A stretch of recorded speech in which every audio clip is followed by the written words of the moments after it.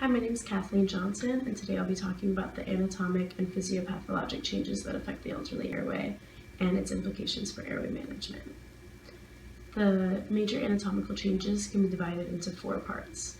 First is airway, second is cardiovascular, pulmonary, and GI systems, third is brain, and lastly other, including skin and neck. The airway is going to be divided into the upper and lower airway. For the upper airway, major changes that occur are facial muscle atrophy and increased likelihood of being edentulous. Also, for the lower airway, there's decreased sensitivity in the larynx, which may make aspiration a higher risk. On to cardiovascular and pulmonary. Cardiovascular illnesses are more common in the elderly, which may make hemodynamic instability a problem during intubation. The elderly also experience a decrease in pulmonary reserves from diseases such as COPD. This may increase the risk of desaturation of oxygen. GI illness is also common in the elderly, especially GERD and achalasia, which may both increase the risk of aspiration. Third is the brain. Dementia and Parkinson's are common diseases in the elderly, and this cognitive dysfunction may cause problems with cooperation during airway management. Lastly, the skin and neck.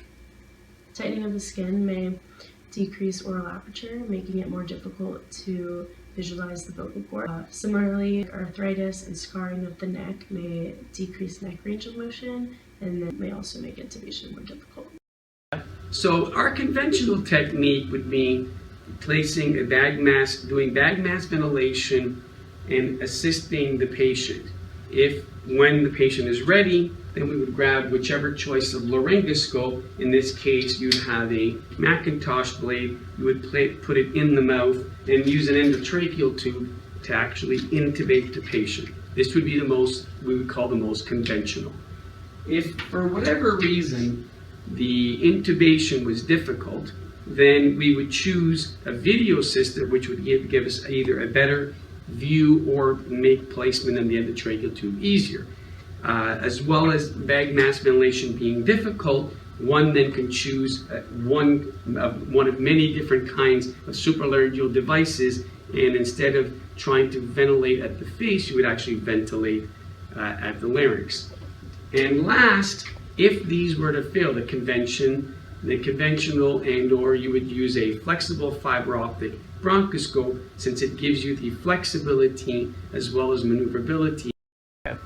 Okay, so in conclusion, it's important to take note of the anatomic changes that occur in the patient and combine that with the best technique to produce the best outcome. And we'd like to thank Wake Forest Baptist Health for filming here at Wake Forest. Thank you.